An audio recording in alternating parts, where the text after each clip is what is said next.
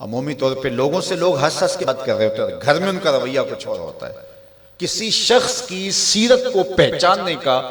بہترین ضابطہ کیا ہے، یہ دیکھا جائے کہ وہ اپنی بیوی کے ساتھ کیسا ہے، اور یہ ضابطہ خود میرے حضور نے دیا۔ تم میں سے سب سے بہتر وہ ہے جو اپنے اہل خانہ کے ساتھ بہتر ہے، اور میں تم میں سب سے زیادہ اپنے اہل خانہ کے ساتھ بہتر ہوں۔ جب حضور کا وصال ہوتا ہے تو 9 ازواج حضور کے نکاح میں تھی، کسی ایک کو بھی میرے حضور پہ شکایت نہیں تھی۔ یہ حضور کا انصاف، ان کو وقت دینا، ان کے لیے حضور علیہ السلام کا ایثار اور ان کے لیے حضور کی محبتیں۔ حضرت خدیجہ الکبریٰ رضی اللہ تعالی عنہا کا ذکر کرتے ہیں ان کے وصال کے بعد تو حضور کی آنکھیں چھلک پڑتی ہیں، اور جانور ذبح کرتے ہیں اور گوشت کے ٹکڑے ان کے سہیلیوں کے گھروں بھیجتے ہیں۔ حضرت عائشہ رضی اللہ تعالیٰ عنہ فرماتی ہیں میرا ان سے جو رشتہ تھا تو مجھ سے نہ رہا گیا، میں نے ایک دن کہہ دیا حضور آپ اس بوڑھی عورت کا ذکر نہیں چھوڑتے، بڑھاپے کی وجہ سے جس کے ہونٹوں کے گوشے بھی رنگ بدل گئے تھے۔ تو حضور علیہ السلام کے چہرے پہ جلال آیا، فرمایا عائشہ تم مجھے خدیجہ کے بارے تکلیف نہ دو، جب پورے مکے نے میرا انکار کیا تھا اس نے میرا اقرار کیا تھا، میں اس کا ذکر کیسے چھوڑ سکتا ہوں۔ اور حضرت عائشہ رضی اللہ تعالی عنہ فرماتی ہیں کہ حضور تشریف لائے اور میں آپ خورے میں پانی پی رہی تھی، تو حضور نے مجھے دیکھا تو دودھ سے کہا عائشہ تھوڑا سا پانی میرے لیے بھی چھوڑنا، تو فرماتی ہے میں نے پانی چھوڑ دیا، حضور نے میرے ہاتھ سے آب خورا لیا، پینے لگے تو پھر رک گئے اور میرے سے مخاطبہ کرتے ہوئے کہا حمیرہ، یہ حضور لاڈ سے انہیں کہا کرتے تھے، حمیرہ ذرا بتانا تم نے ہونٹ کہاں لگائے تھے، میں وہاں ہونٹ رکھ کے پانی پینا چاہتا ہوں، مجھے یہ بتاؤ اگر شوہر کا رویہ بیوی کے ساتھ یہ ہوگا تو گھر جنت کا ٹکڑا بنے گا یا نہیں بنے گا؟ تو تم میں سے بہتر وہ ہے جو اپنے اہل خانہ کے ساتھ بہتر ہے۔ سب سے پہلے آپ کے اہل خانہ آتے ہیں، آپ کے ماں باپ آتے ہیں، آپ کے بہن بھائی آتے ہیں، پھر کلاس فیلوز آتے ہیں، اساتذہ آتے ہیں، یہاں سے ہمارا رویہ خوبصورت ہونا شروع ہو۔ ہم نے دیکھا ہے کہ لوگوں کے ساتھ بڑے اچھے رویے، ماں باپ کے گستاخ ہوتے ہیں، ماں باپ کے بے ادب ہوتے ہیں، دکان پہ گاہک سے ہنس ہنس کے بات کر رہے ہوتے ہیں،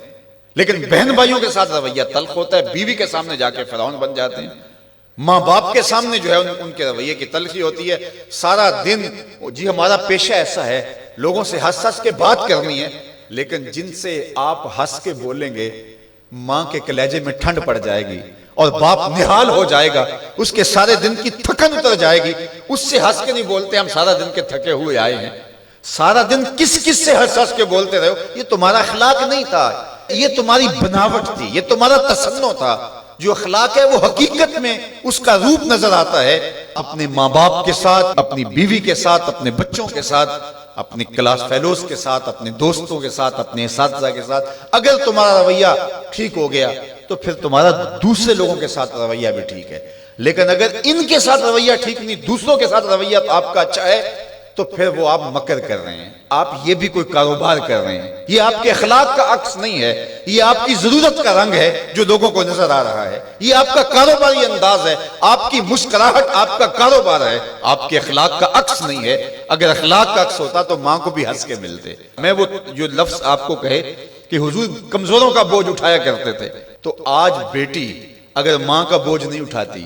بیٹا باپ کا بوجھ نہیں اٹھاتا، تو اس نے کسی اور کمزور کا بوجھ کیسے اٹھانا ہے؟ ماں گھر میں تھکی ہے سارے دن سے، اور بیٹی جو ہے وہ آئی ہے اور وہ بھی ماں سے مطالبہ کرتی ہے کہ میری ضرورت میرے بستر پہ، میرے ٹیبل پہ پوری کرو، اور تھکی ماندی سارے دن کی ماں کی وہ مدد کرنے کے لیے تیار نہیں ہے، تو جو سکی ماں کی مدد نہیں کرے گی اور جو بیٹا سکے باپ کی مدد نہیں کرے گا تو وہ کسی کی مدد نہیں کر سکتا۔ آغاز یہاں سے ہوتا ہے، یہاں سیرت کا حقیقی رنگ نکلتا ہے جس سے ہماری طبیعتوں کے اندر وہ چیز عملاً راسخ ہوتی ہے۔ اس لیے میں اور آپ حضور کی سیرت کو